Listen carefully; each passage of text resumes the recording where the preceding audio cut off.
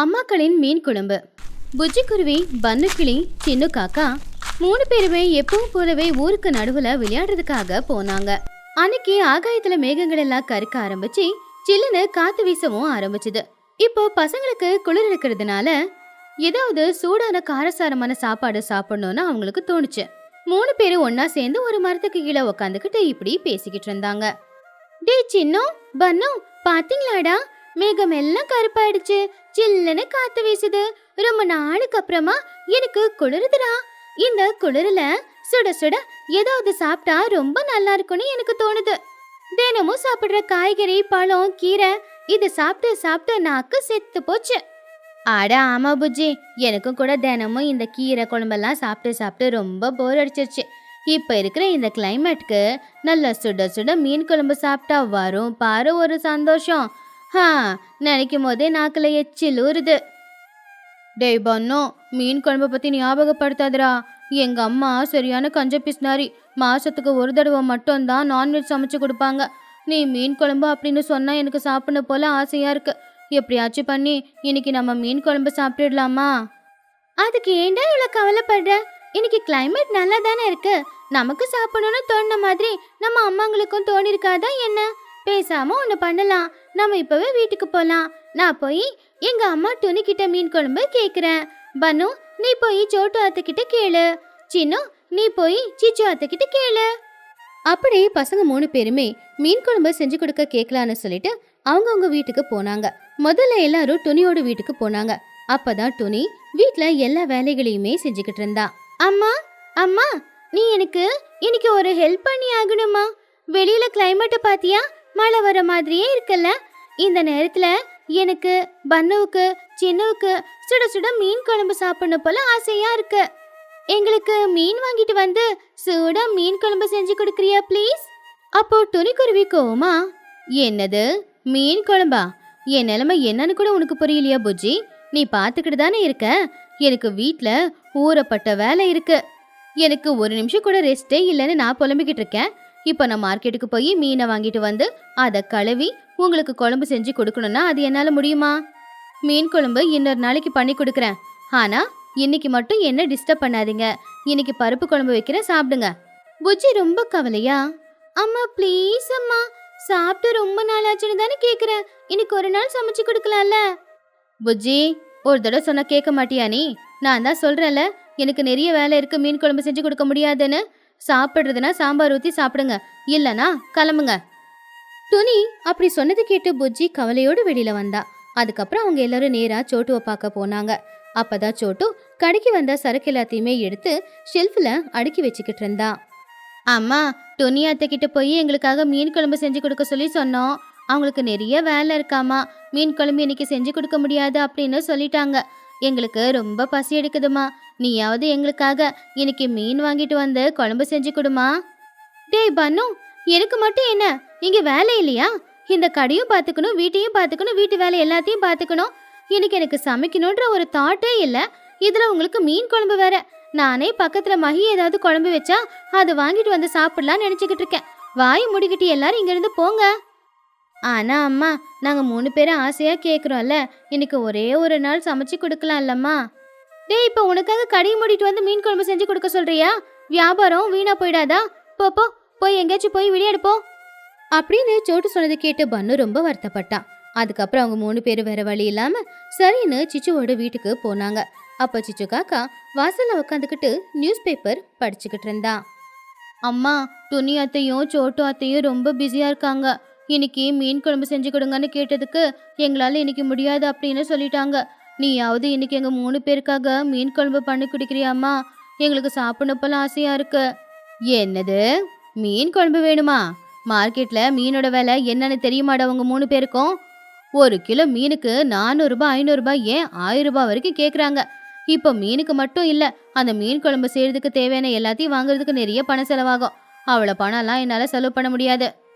ஆமா, தினமும் ஏதாவது ஒன்று சொல்லி இப்படிதான் எனக்கு காய்கறி குழம்பா பண்ணி கொடுக்குறேன். ஒரே ஒரு நாள் தானே கேட்குறேன், எனக்காக இந்த மீன் குழம்பு கூட பண்ணி கொடுக்க மாட்டியா?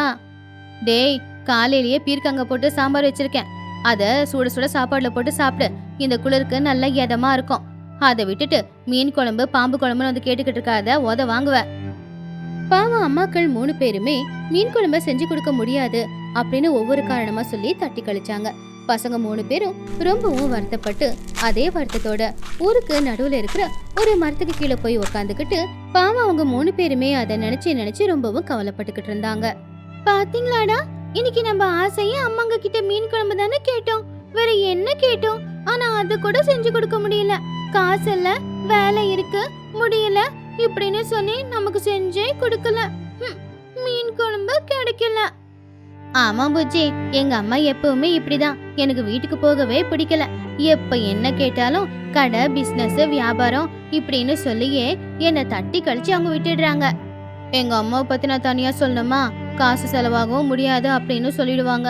இன்னைக்கு நமக்கு மீன் குழம்பு கிடைக்காது, சும்மாதான் இருக்கணும். அப்படி பசங்க 3 பேரும் வருத்தப்பட்டு பேசிக்கிட்டு இருக்கும்போது அப்பதான் அந்த பக்கமா மகிக்கழுகு லூசிபுரா போய்கிட்டு இருந்தாங்க. அவங்க 2 பேருமே பசங்க 3 பேரும் ரொம்ப கவலையோட உட்காந்துக்கிட்டு இருக்கிறத பார்த்து என்னாச்சோ ஏதாச்சோ அப்படின்னு சொல்லி ரொம்பவும் பதட்டமா அவங்க பக்கத்துல வந்தாங்க. அட என்ன பிள்ளைங்களா, என்ன ஆச்சு? இன்னைக்கு சண்டே ஆச்சே, நீங்க எல்லாரும் ஜாலியா இருக்கணும். அதை விட்டுட்டு மரத்துக்கு கீழே உட்காந்துக்கிட்டு சோகமா பேசிக்கிட்டு இருக்கீங்க. உங்களுக்கு என்ன பிரச்சனை? அதானே, உங்க எல்லாருடைய கண்ணும் செவந்து போயிருக்கு, கண்ணுல தண்ணி வேற இருக்கு. அப்படி என்ன நடந்துச்சு பசங்களா? அப்போ புஜ்ஜி கண்ணை தொடச்சுக்கிட்டு, ஒன்னும் இல்ல மஹி பாட்டி, இன்னைக்கு சண்டே இல்ல, மழை வர மாதிரி இருந்துச்சா, கிளைமேட் நல்லா இருக்குன்னு சொல்லிட்டு அம்மா கிட்ட போய் மீன் குழம்பு செஞ்சு கொடுங்க அப்படின்னு கேட்டேன். அதுக்கு அம்மா வீட்டுல வேலை இருக்கு, செஞ்சு கொடுக்க முடியாது சொல்லிட்டாங்க. ஆமா ஆண்டி, எங்க அம்மாவுக்கு கடையை பாத்துக்கணுமாமா, துணி அத்தைக்கு வீட்டு வேலையா, சிச்சு அத்தை சொல்லவே வேணாம், காசு செலவு பண்ண முடியாது அப்படின்னு முடியாதுன்னு சொல்லிட்டாங்க. நாங்க ஆசையா கேக்குறத யாருமே பண்ணி கொடுக்க மாட்டேங்கிறாங்க. அப்ப எங்களுக்கு அழுகியா வராதா? அதான் அழுவுறோம். மகிக்கழுகு பாவமா, ஐயோ பசங்க ஆசையா மீன் குழம்பு கேட்டு செய்ய முடியாதுன்னு உங்க 3 பேரும் சொல்லிட்டாங்களா? கொஞ்சம் டைம் எடுத்து செஞ்சு கொடுத்தாதான் என்னவா? சரி, அவங்களுக்கு வேலை இருக்குல்ல, நீங்க ஒன்னும் ஃபீல் பண்ணாதீங்க. ஆமா பசங்களா, அவங்க பிஸியா இருப்பாங்க. இப்ப அவங்க சமைச்சு கொடுக்கலன்னா என்ன, நாங்க இருக்கோம்ல, இன்னைக்கு உங்களுக்கு மீன் குழம்பு நாங்க சமைச்சு கொடுக்கறோம். என்ன சொல்றீங்க மஹி? மஹியும் சிரிச்சுக்கிட்டே, கண்டிப்பா லூசி, நான் இப்பவே மார்க்கெட்டுக்கு போய் என்ன மீன் வேணுமோ அதை வாங்கிட்டு வரேன். அதுக்குள்ள குழம்பு செய்யறதுக்கு எல்லா ஏற்பாடையும் நீ செஞ்சு வச்சுடு. பசங்களா, நீங்க அழாதீங்கப்பா, மதியம் இதே இடத்துக்கு வாங்க, உங்களுக்கு சூடான மீன் குழம்பு தயாரா இருக்கும். சுடு சோறோட அந்த மீன் குழம்பு சாப்பிடுங்க எல்லாரும், சரியா? உண்மையாவா மீன் குழம்பு செஞ்சு கொடுக்குறீங்களா? Thanks Lucy aunty, thanks Mahi பாட்டி. உண்மையிலேயே நீங்க செஞ்சு கொடுக்குறீங்கன்னா நீங்க ரொம்ப நல்லவங்க. எங்களுக்கு மீன் குழம்பு சாப்பிடணும்னா மதியம் என்ன, நாங்க இப்பல இருந்து இங்கே இருக்கோம். அப்படி மகிக்கழுகு லூசிபுரா 2 பேரும் மார்க்கெட்டுக்கு போய் மீனை வாங்கிட்டு வந்து பசங்களுக்காக வீட்ல நல்ல சுவையான மீன் குழம்பையும் நல்லபடியா மணக்க செஞ்சாங்க. மசாலா, புளி தண்ணி இதுல அந்த மீனும் நல்லா கொதிச்சு நல்லா சாஃப்டா வெந்து இப்போ மீன் குழம்பு தயாராச்சு. மதிய நேரம் பசங்க 3 பேரும் மறுபடியும் அந்த மரத்துக்கிட்ட வந்தப்போ லூசி, மஹி 2 பேருமே பசங்களுக்காக மீன் குழம்போட சுட சுட சாப்பாடோட காத்துக்கிட்டு இருந்தாங்க. வாவ் மஹி பாட்டி, மீன் குழம்பு சூப்பரா இருக்கு. இதுல மீன் ரொம்ப சாஃப்டாவும் இருக்கு. எங்க அம்மா இவ்வளவு சூப்பர் மீன் குழம்பு வச்சதே இல்ல. இன்னொரு 2 பீஸ் போடுறீங்களா ப்ளீஸ்? ஆமா பாட்டி, உண்மையிலேயே இந்த மீன் குழம்புல உப்பு புளி காரம் எல்லாம் சரியா இருக்கு. எங்க அம்மா எப்ப பார்த்தாலும் வேலைன்னு சொல்லிக்கிட்டு இருப்பாங்களே ஒழிய உங்களை மாதிரி இவ்வளவு பாசமா எங்களுக்காக மீன் குழம்பு செஞ்சு கொடுத்ததில்ல. எங்க அம்மாவை பத்தி உங்களுக்கு தெரியும்ல, பணம் செலவாயிடும் அப்படிங்கிறதுக்காகவே என்னென்ன இருக்கோ எல்லாத்தையும் பிச்சு போட்டு ஒரு சமையல் செய்வாங்க. இந்த மீன் குழம்பு சாப்பிடும் போதுதான் உண்மையிலேயே ரொம்ப கஷ்டமா இருக்கு. லூசிபுரா சிரிச்சுக்கிட்டே, சரி அழாதீங்க, சாப்பிடுங்க. உங்களுக்கு என்ன சாப்பிடணும்னு தோணாலும் எங்ககிட்ட சொல்லுங்க, நாங்க செஞ்சு கொடுக்கறோம். அப்படி பசங்க 3 பேரும் வயிறார மீன் குழம்பு சாப்பாடு சாப்பிட்டுட்டு விளையாடிட்டு ராத்திரி தான் வீட்டுக்கு போனாங்க. அப்ப அம்மாக்கள் எல்லாரும் மதியம் ஏன் சாப்பிட வரல அப்படின்னு பசங்க கிட்ட கேட்டுக்கிட்டு இருந்தாங்க. ஏன் புஜ்ஜி, மதிய சாப்பாட்டுக்கு வீட்டுக்கு வரவே இல்ல? நீ கேட்ட மீன் குழம்பு செஞ்சு கொடுக்கலன்னு சாப்பிட வரலையா? கோவமா இருக்கியா? நான் ஒன்னும் கோச்சிக்கலம்மா. இன்னைக்கு மதியம் மஹி பாட்டியும் லூசி ஆண்டியும் நாங்க கேட்ட மாதிரி மீன் குழம்பு செஞ்சு கொடுத்தாங்க. அந்த மீன் குழம்புல டேஸ்டா இருந்துச்சு தெரியுமா? நீ கூட அப்படியெல்லாம் மீன் குழம்பு செய்ய மாட்ட, அவ்வளவு டேஸ்டா சாப்பிட அமிர்த மாதிரி இருந்துச்சு. அவங்க பாசமா எங்களுக்கு பீஸ் போட்டுக்கிட்டே இருந்தாங்க. நாங்க 3 பேருமே மீன் குழம்பு சாப்பிட்டோம். இனிமே எனக்கு எப்ப என்ன வேணும்னாலும் உன்கிட்ட கேட்க மாட்டேன், நான் அவங்க கிட்டயே போய் கேட்டுக்கிறேன். அப்படி சிச்சு காக்காவோட வீட்டுலயும் சின்னு அவங்க அம்மா கிட்ட அப்படிதான் சொன்னான். அதே மாதிரி பன்னுவும் கூட அவங்க அம்மா கிட்ட அப்படிதான் சொன்னான். இன்னைக்கு மஹி பாட்டியும் லூசி ஆண்டியும் எங்களுக்கு மீன் குழம்பு சமைச்சு கொடுத்தாங்க. அவங்க சமைச்சு கொடுத்த மீன் குழம்பு ரொம்ப சுவையா இருந்துச்சு. இது வரைக்கும் நீங்க சமைச்சு கொடுத்த சாப்பாடு எதுவும் நல்லா இல்ல. இனிமே எங்களுக்கு நீங்க சமைச்சு கொடுக்க வேண்டாம், அவங்களே எங்களை பாத்துப்பாங்க அப்படின்னு சொல்லிட்டாங்க. பசங்க சொன்ன அந்த வார்த்தைங்க பெத்தவங்களுக்கு ரொம்பவே கஷ்டமா இருந்துச்சு. 3 பேருமே வருத்தப்பட்டுக்கிட்டு இருந்தாங்க. அடுத்த நாள் காலையில அவங்க 3 பேரும் ரொம்பவும் வருத்தத்தோட பசங்க பேசுறத பத்தி தான் பேசிக்கிட்டு இருந்தாங்க. அப்போ டோனி ரொம்பவும் வருத்தமா, பாத்தியா சோட்டு, நேத்து நாம மீன் குழம்பு சமைச்சு கொடுக்கலன்னு மஹி லூசி 2 பேருக்கிட்டே கேட்டுட்டு மீன் குழம்பு சாப்பிட்டுட்டு வந்திருக்காங்க. அது கூட பரவாயில்ல. ஆனா வீட்டுக்கு வந்து அப்படியே அவங்க சொன்ன வார்த்தைங்க தான் எனக்கு மனசு வலிக்குது. மஹியை பாட்டி தான் பெஸ்டாமா, நான் ஒஸ்டாமா அப்படி சொன்னாங்க. ஆமா டோனி, பன்னுவும் நேத்து வீட்டுக்கு வந்து நீ செஞ்ச குழம்பு நல்லாவே இருக்காது, மஹிய பாட்டி செஞ்சதுதான் ரொம்ப நல்லா இருந்துச்சு, நீ இனிமே எனக்கு எதுவும் செய்ய வேண்டாம் அப்படின்னு சொல்லிட்டான். அவனுக்காக தானே நான் கஷ்டப்பட்டு வியாபாரம் செஞ்சு சம்பாதிக்கிறேன். ஆனா அவன் என்னை எப்படி சொல்லிட்டான் பாத்தியா? ஏன் புள்ள சின்ன இருக்கானே, நான் பிஸ்னாரி அப்படிங்கறத டைரக்டாவே என் மூஞ்சிக்கு முன்னாடி நின்னு சொல்லிட்டான். நீ எனக்காக பணம் செலவு பண்ண வேணாம், குழம்பு செஞ்சு கொடுக்க வேணாம், மஹி பாட்டி இருக்காங்க, லூசி ஆண்டி இருக்காங்க, இனிமே அவங்க எனக்கு சமைச்சு கொடுப்பாங்க அப்படின்னு சொல்லிட்டான். பசங்க ஏதோ தெரியாம பேசிருப்பாங்க, ஆனா அதை அப்படியே விடக்கூடாது. அம்மாக்களோட அருமை என்னங்கிறது அவங்களுக்கும் தெரியணும் இல்லையா? இன்னைக்கு நம்ம 3 பேரும் சேர்ந்து கலந்தே மீன் வாங்கிட்டு வந்து ரொம்ப சுவையான மீன் குழம்பு வைக்கலாம். ஆனா அதை பசங்களுக்கு கொடுக்காம நாம உட்காந்து சாப்பிடலாம். நாம யாருன்னு அவங்களுக்கு காட்டலாம். சரியா சொல்லிட்டு நீ, நான் போய் பணம் எடுத்துட்டு வரேன். மீன் வாங்கிட்டு வந்து இன்னைக்கு நல்ல மீன் குழம்பு அவங்க முன்னாடியே நம்ம செய்யறோம். அப்படி 3 அம்மாக்களும் ரொம்பவும் வருத்தத்தோட சந்தைக்கு போய் அங்க பணத்தை செலவு பண்ணி நல்ல மீனா வாங்கிட்டு வந்து அதை கழுவி புளிய கரைச்சி ஊத்தி நல்ல மசாலாவும் தட்டி போட்டு மணமணக்கிற அளவுக்கு ரொம்பவும் சுவையான ஒரு மீன் குழம்ப செஞ்சாங்க. அப்படியே மதிய நேரமும் ஆச்சு. சரியா ஒரு மணி இருக்கும். அப்போ வாழலைய போட்டு அதுல அவங்க வடிச்ச சுட சுட சாப்பாட்டையும் போட்டு அவங்க செஞ்ச அந்த மீன் குழம்பையும் போட்டுக்கிட்டு இருந்தாங்க. சரியா அப்பதான் சின்ன காக்கா, பன்னு கிளி, புஜ்ஜி குருவி அங்க வந்தாங்க. மீன் குழம்பு வாசம் அவங்க 3 பேரையுமே அந்த இடத்துக்கு இழுத்துக்கிட்டு வந்துச்சு. அம்மா, என்னம்மா குழம்பு மணமணக்குது? ஓ, இன்னைக்கு மீன் குழம்பு செஞ்சீங்களா? எங்களுக்கு ரொம்ப பசியா இருக்குது, தட்டு கொண்டு வர எனக்கு சாப்பாடு போடுமா?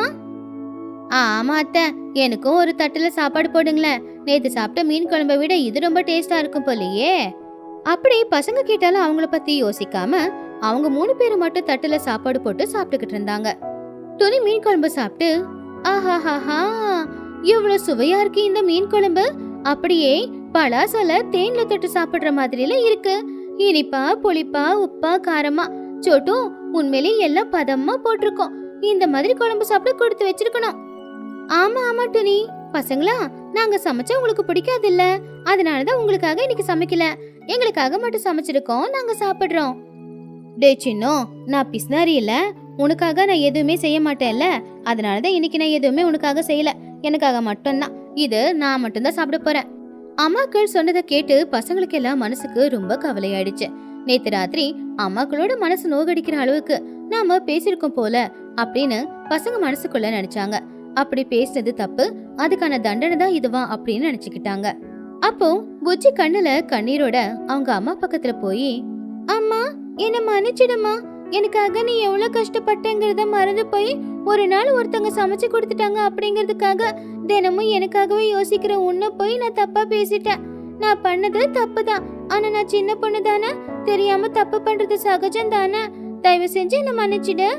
பன்னுவும் சோட்டுக்கிட்ட போய், அம்மா நான் உன் புள்ள தானே, தெரியாம ஏதோ வார்த்தையை விட்டுருப்பேன், அதுக்கு நீ என்ன அடிச்சா கூட பரவாயில்ல, ஆனா உன் மனசை நான் காயப்படுத்திட்டேன்லம்மா, என்ன மன்னிச்சிடுமா. இனிமே யாருக்காகவும் உன்னை தூக்கி எறிஞ்சு நான் பேச மாட்டேம்மா, எப்பவுமே எங்க அம்மா தான் பெஸ்ட்னு எனக்கு தெரியும்மா. ஆமாம்மா, நானும் ஒன்று பிஸ்னாரின்னு திட்டினேன், ஆனா நீ ஒவ்வொரு ரூபாவும் சேர்த்து வைக்கிறது எனக்காக தான் அப்படின்னு நான் புரிஞ்சுக்கல பாரு, என்ன மன்னிச்சிடுமா. இனிமே எப்பவுமே உன்னை பிசினாரின்னு சொல்லவே மாட்டேன். அப்படி பிள்ளைங்க 3 பேரும் அழுதுகிட்டே மன்னிப்பு கேட்கும் போது அம்மாங்க மனசு கரைஞ்சு போச்சு. அவங்க பிள்ளைங்க 3 பேரையுமே மன்னிச்சிட்டாங்க. அழாத புஜ்ஜி, அவசரப்பட்டு அம்மாக்களை எப்பவுமே கஷ்டப்படுத்திட கூடாது. ஒரு நாள் நீங்க கேட்டதை நாங்க செஞ்சு கொடுக்கல, உண்மைதான், ஆனா அதுக்காக எப்பவுமே உங்களுக்கு பிடிச்சதை சமைச்சு கொடுக்காம இருந்திருக்கோமா? உங்களுக்காக நாங்க தானே இருக்கோம், எங்களுக்காக நீங்க தானே இருக்கீங்க, அது புரிஞ்சுக்கலையே. அம்மா எனக்கு புரிஞ்சிடுச்சுமா, இனிமே அப்படி நான் சொல்ல மாட்டேன்.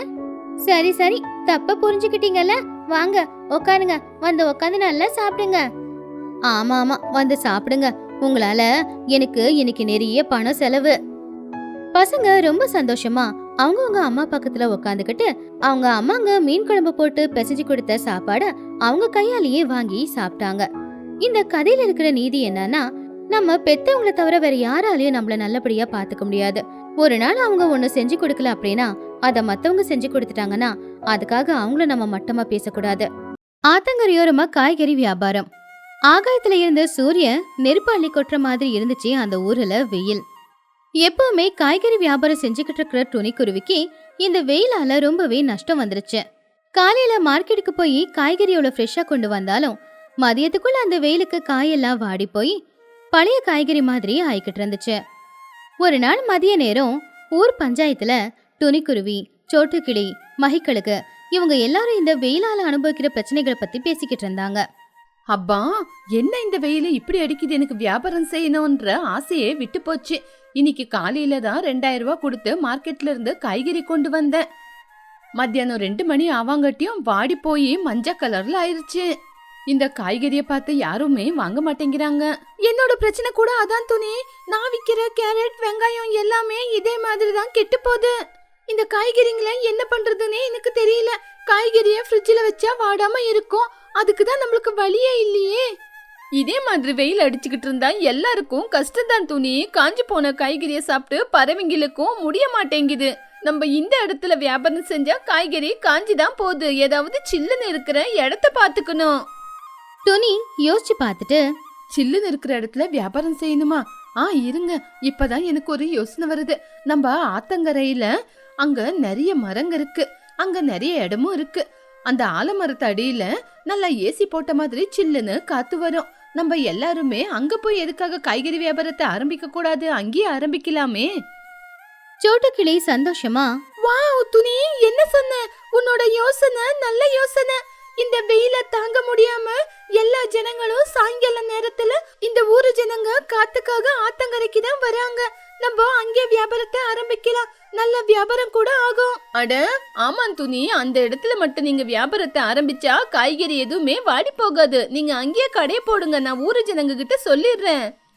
அடுத்த நாள் காலையில துணிக்குருவி அவ பிளான் பண்ணபடியே ஆத்தங்கரையோரமா அவளுடைய காய்கறி வண்டியை கொண்டு வந்து வச்சுக்கிட்டு இருந்தா.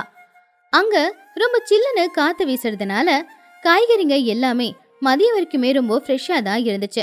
ஏன் அன்னைக்கு சாயந்தரம் வரைக்கும் கூட அப்பதான் தோட்டத்துல இருந்து பறிச்சுட்டு வந்த மாதிரி ரொம்ப ஃப்ரெஷ்ஷாவே இருந்துச்சு.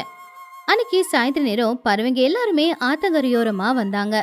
அப்பா, இந்த ஆத்தங்கரையில எவ்வளவு நல்லா சில்லுன்னு காத்து வருது. என்ன துணி, காய்கறி வியாபாரத்தை இங்க மாத்திட்டேன். காய்கறி எவ்வளவு பச்சை பசேல்னு இருக்கு, பார்க்கவே ஆசையா இருக்கு. எனக்கு 1 கிலோ தக்காளி கொடு. வாங்கிக்க லூசி. இந்த ஆத்தங்கரையில சில்லுன்னு காத்தடிக்கிறதுனால காய்கறி எல்லாம் பச்சை பசேல்னு இருக்கு. இனிமே வாடி போன காய்கறி தின்ன வேண்டிய அவசியம் இல்ல. வெயில் காலத்துல என் வியாபாரம் இங்கதான். ரொம்ப சந்தோஷம் துணி. நானு முந்தா நேத்து பக்கத்து ஊர்ல இருந்து காய்கறியை வாங்கிட்டு வந்தேன். உள்ள கட் பண்ணி பார்த்தா வெங்காயம் முழுக்க முழுக்க அழுவி போயிருக்கு. எனக்கும் 1 கிலோ கேரட், கொத்தமல்லி எல்லாம் ஒரு பேக் பண்ணி கொடு. துணி பாத்தியா, 1 மணி நேரத்திலேயே காய்கறி எல்லாம் காலி ஆயிடுச்சு. எல்லாரும் வாங்கிக்கிட்டாங்க. இனிமே உனக்கு நல்ல லாபம் தான். ஆமா சோட்டு, இன்னைக்கு எனக்கு ரொம்ப சந்தோஷம்தான். நானும் ஜனங்களுக்கு ஃப்ரெஷ்ஷா இருக்கிற காய்கறியை விக்கிறேன் அப்படின்னு எனக்கும் சந்தோஷமா இருக்கு. அப்படி அந்த ஆத்தங்கரையோரமா துணியோட வியாபாரம் ரொம்ப நல்லபடியாவே நடந்துச்சு. பறவைங்க எல்லாரும் துணிக்கிட்டே வந்து காய்கறி வாங்கிட்டு போய்கிட்டு இருந்தாங்க. இந்த விஷயம் சிச்சு காக்காவுக்கு தெரிய வந்துச்சு. சிச்சு காக்கா எப்பவும் போலவே பொறாமையோட கஞ்சத்தனத்தோட துணியை பார்த்து பொறாமப்பட்டுக்கிட்டு இருந்தா. ஒரு நாள் ராத்திரி சிச்சு காக்கா அவளுடைய பிள்ளையான சின்னு கிட்ட ரொம்பவும் கோவமா இப்படி பேசிக்கிட்டு இருந்தா. டே சின்னு, பாத்தியா, மரத்துக்கடியில காய்கறி விக்கும் போது காய்கறி எல்லாம் வாடி போகுதுன்னு அந்த துணி ரொம்ப தெளிவா ஆத்தங்கரையில காய்கறி விக்க ஆரம்பிச்சிட்டான். அவளுக்கு ஒவ்வொரு நாளும் நல்ல லாபம் வருதான். அவ நிறைய லாபத்தை சம்பாதிச்சுக்கிட்டு இருக்கா. ஆமாமா, துணி ஆண்டியோட ஐடியாவே ஐடியா. நம்மளும் நாளைக்கு போய் காய்கறி வாங்கிக்கலாம். நம்ம வீட்லயும் காய்கறி காலி ஆயிடுச்சுல. சின்னு சொன்னது கேட்டு சிச்சு கோவமா, என்னது, அவகிட்ட போய் காய்கறிய வாங்கணுமா? உனக்கு என்ன பைத்தியமா? நாளையில இருந்து பாரு, அதே ஆத்தங்கர ஓரத்துல நானும் காய்கறி வண்டி போட்டு அவளுக்கு எதிரா காய்கறிய வியாபாரம் பண்ணி நல்ல லாபத்தை சம்பாதிக்கிறேன். அம்மா, இது வரைக்கும் நீங்க காய்கறி வியாபாரம் செஞ்சதில்ல. துணி ஆண்டிக்கு எங்க காய்கறி விலை குறைவில கிடைக்கும்னு நல்லா தெரியும். நம்ம செஞ்சா நம்மளுக்கு நஷ்டம் ஆயிடுமா? டேய், என்னடா பேசுற? அவ மட்டும்தான் புத்திசாலியா? அவளுக்கு மட்டும்தான் காய்கறி எப்படி விக்கணும்னு நல்லா தெளிவா தெரியுமா? அவளுக்கு 10 ரூபா லாபம் வந்தா எனக்கு 100 ரூபா லாபம் வரணும். நாளையில இருந்து பாரு நான் என்ன பண்ண போறேன்னு. அம்மா, சிச்சு ஆண்டி இப்பவே ஆத்தங்கர ஓரத்துல நல்ல இடத்த புடிச்சிருக்காங்கம்மா. சிச்சு காக்கா சிரிச்சுக்கிட்டே, அதுதான்டா என்னோட தெளிவு. உன்னோட துணி ஆண்டி ஆத்தங்கர ஓரத்துல புல்லு மேல தானே காய்கறிய போட்டிருக்கா. ஆனா நான் நேரா தண்ணிக்குள்ளேயே காய்கறிய எப்படி வைக்கிறேன் பாரு. சின்னு ஆச்சரியமா, அம்மா, தண்ணிக்குள்ள காய்கறிய வைக்க போறீங்களா? தண்ணி முழுங்கி காய்கறி எல்லாம் கெட்டு போயிடுமா? அதுதான்டா இல்ல, நான் தண்ணிக்குள்ள ஒரு கூடையில காய்கறிய வச்சு தண்ணி மேலாக படுற மாதிரி வைக்கிறேன். அப்போ காய்கறி தண்ணியை இழுத்து இழுத்து அப்படியே உப்பி போய் பளபளான்னு நல்லா ஜொலிச்சுக்கிட்டு இருக்கோம். ஜனங்க எல்லாருமே இதுதான் ஃப்ரெஷ்ஷான காய்கறி அப்படின்னு என்கிட்ட தாண்டா வந்து வாங்குவாங்க. நீ வேணா நாளைக்கு பார்க்க தானே போற. அடுத்த நாள் காலையில சிச்சு காக்கா பக்கத்து ஊருக்கு போய் நிறைய காய்கறிகளை வாங்கிட்டு வந்துச்சு. கேரட், கேபேஜ், தக்காளி, கத்திரிக்காய் இது எல்லாத்தையும் கூடையில நிரப்பிக்கிட்டு வண்டியை தள்ளிக்கிட்டு ஆத்தங்கரையோரமா போச்சு. துணியோட வண்டி ஒரு மரத்தோட நிழல்ல ஆத்தங்கரையில இருந்துச்சு. ஆனா சிச்சு காக்கா ஆத்துக்குள்ளேயே அவ வண்டியை கொண்டு போய் நிப்பாட்டிட்டா. ஆத்துல ஓரமா முட்டி அளவுக்கு தண்ணி இருக்கிற இடத்துல அந்த வண்டியை நிப்பாட்டினா சிச்சோ. அந்த கூடையில இருக்கிற காய்கறி மேல பாதி அளவுக்கு தண்ணி பட்டுக்கிட்டு இருந்துச்சு. அத பார்த்து துணிக்குருவி, சிச்சு, என்ன சிச்சு, நீயும் காய்கறி வியாபாரத்தை ஆரம்பிச்சிருக்கியா? நல்லதா போச்சு. ஏன் தண்ணிக்குள்ள வச்சிருக்க காய்கறி எல்லாம் கெட்டு போயிடும். வண்டிய மேல கொண்டு வா சிச்சு. சிச்சு அதை கேட்டு கிண்டலா, இங்க பாரு துணி, உனக்கு மட்டும்தான் வியாபாரம் செய்ய தெரியும்னு அதிகமா பேசாத. நீ காய்கறிய வெளிய வச்சு காத்துல புல்லு மேல வச்சு வித்துக்கிட்டு இருக்க. ஆனா நான் நேரா தண்ணிக்குள்ளேயே இறங்கி தண்ணிலே வச்சு வித்துக்கிட்டு இருக்கேன். இனிமே கொஞ்ச நேரத்துல என் காய்கறி எப்படி வியாபாரம் ஆகுதுன்னு பார்க்க தானே போறேன். பாவம் சின்ன மட்டும் ரொம்பவே பயந்து போயிருந்தான். அம்மா, எனக்கு ரொம்ப பயமா இருக்குமா. தண்ணிக்குள்ள நம்ம வண்டி முழுங்குற மாதிரி இருக்கு. டேய், பயப்படாதடா, வண்டிய கட்டியா புடிச்சுக்கோ. யாராவது வந்தா ஜோரா கத்து. அன்னைக்கு சாயந்தர நேரம் மகிக்கழுகு, சோட்டுக்கிளி, லூசிபுரா, குஹுவாத்து எல்லாருமே ஆத்தங்கரையோரமா வந்தாங்க. அவங்க தண்ணிக்குள்ள இருந்த சிச்சுவோட காய்கறி வண்டிய பார்த்தாங்க. அட, இது என்ன சிச்சு, புதுசா இருக்கு. வண்டி கூட சேர்ந்து நீயும் குளிக்கலாம் அப்படின்னு வண்டிய கொண்டு போய் தண்ணிக்குள்ள நிக்க வச்சிருக்கியா? அதுக்கு சிச்சு காக்கா, மகி, நான் ஒன்னும் குளிக்கிறதுக்காக இறங்கல. வியாபாரம் செய்யலான்னு தான் தண்ணிக்குள்ள இறங்கி இருக்கேன். என்னோட காய்கறி தண்ணில அப்படியே மிதக்கிறதுனால எப்பவுமே அது ஃப்ரெஷ்ஷா தான் இருக்கும். பாருங்களேன் எப்படி பளபளன்னு ஜொலிக்குது. அந்த துணி காய்கறியோட என்னோட காய்கறி தான் ரொம்ப ஃப்ரெஷ்ஷானது. ஐயோ சிச்சு, காய்கறி தண்ணில நனைஞ்சா சீக்கிரமா கெட்டு போயிடாதா? சரி, எனக்கு 1 கிலோ தக்காளி கூட.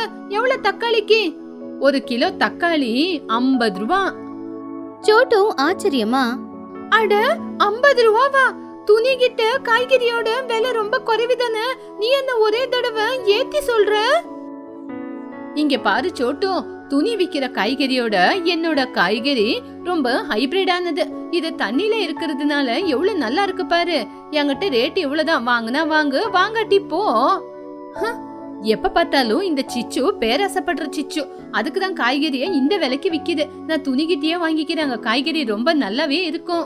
வாங்க வாங்க, என்கிட்டயும் காய்கறி ஃப்ரெஷ்ஷா தான் இருக்கு. சிச்சு, காய்கறி ரொம்ப நேரம் தண்ணில வைக்காத, அது சீக்கிரமா கெட்டுரும். சிச்சு காக்கா ரேட் அதிகமா சொல்றதுனால யாருமே அவகிட்ட காய்கறி வாங்கவே இல்ல. எல்லாரும் துணிக்கிட்டயே போய் அவங்களுக்கு தேவையான காய்கறிகளை வாங்கிக்கிட்டு இருந்தாங்க. அப்படி துணியோட வண்டியில இருக்கிற காய்கறி 1 மணி நேரத்துல காலி. ஆனா சிச்சுவோட வண்டியில இருக்கிற காய்கறி அப்படியே இருந்துச்சு. அவ தண்ணியில நின்னு ரொம்பவே டயர்ட் ஆயிட்டா. சிச்சு காக்கா கோவமா, என்னடா இந்த பறவைங்க, நான் இவ்வளவு ஃப்ரெஷ்ஷான காய்கறிய கொண்டு வந்து தண்ணில வச்சு வித்தா யாருமே வாங்க மாட்டேங்கிறாங்க. வா, கால் வலிக்குது, மேல போலாம். நான் தான் முதல்லயே சொன்னேனேமா, நீங்க தான் என் பேச்ச கேக்கல. பாருங்க, காய்கறி எல்லாமே தண்ணிய குடிச்சிட்டு ஒரு மாதிரியா இருக்கு. இது சீக்கிரமாவே கெட்டு போயிடும். ஆமாண்டா சின்னு, நீ சொன்னது என்னவோ உண்மைதான். காய்கறிய தண்ணிக்குள்ளேயே வச்சிருந்ததுனால எல்லாமே ஒரு மாதிரி வாடி போன மாதிரி தான் இருக்கு. சரி, சீக்கிரமா காய்கறிய மேல எடுக்கலாம், இல்லனா எல்லாமே நாசமா போயிடும். சிச்சு சின்னு 2 பேருமே அந்த காய்கறி வண்டிய கரைக்கு கொண்டு வர முயற்சி பண்ணாங்க. ஆனா தண்ணியிலேயே ஊர்னதுனால அந்த வண்டி அவங்களால இழுக்கவே முடியல. ஏன்னா அது ரொம்ப கனமா இருந்துச்சு. அப்போ திடீர்னு வானிலையில மாற்றம் வந்துச்சு. இடி மின்னல் சத்தமும் கேட்க ஆரம்பிச்சது. காத்து வலுவடைஞ்சது. புயல் காத்தா மாறுச்சு. அப்போ புஜ்ஜி பயந்து போய், அம்மா, காத்து பயங்கரமா அடிக்குது. தண்ணில கூட அலைங்க எப்படி வீசுதுன்னு பாருங்கம்மா. ஐயோ, ஆமா, ஜோரா காத்தடிக்குது. மழை வர மாதிரி இருக்கு. எல்லாருமே மரத்து மேல ஏறி போய் உக்காந்துக்குங்க. ஆமா சிச்சு, சிச்சு, காத்து பலமா வீசுது. தண்ணிக்குள்ள பாத்தியா எப்படி அலைங்க வருது? சீக்கிரமா வண்டிய தள்ளிக்கிட்டு ஆத்தங்கரைக்கு வந்துரு. சிச்சு காக்கா ரொம்ப பயந்து போய், வரேன். ஐயோ, வண்டிய தள்ள முடியலையே, ரொம்ப கனமா இருக்கே. டே சின்னு, வண்டிய ஜோரா தள்ளுடா. என்னோட காய்கறி எல்லாம் தண்ணில முழுங்கி போற மாதிரி இருக்கே. சிச்சு காக்கா எவ்வளவு முயற்சி பண்ணாலும் அந்த வண்டியை இழுக்கவே முடியல. அதுக்குள்ள அந்த காத்துக்கு தண்ணியில அலை ரொம்ப வேகமா வந்து மொத்தமா அந்த காய்கறி வண்டிய அப்படியே கவுத்து போட்டுருச்சு. வண்டியில இருந்த காய்கறி எல்லாமே தண்ணியில விழுந்து அது அப்படியே தண்ணி கடியில போயிடுச்சு.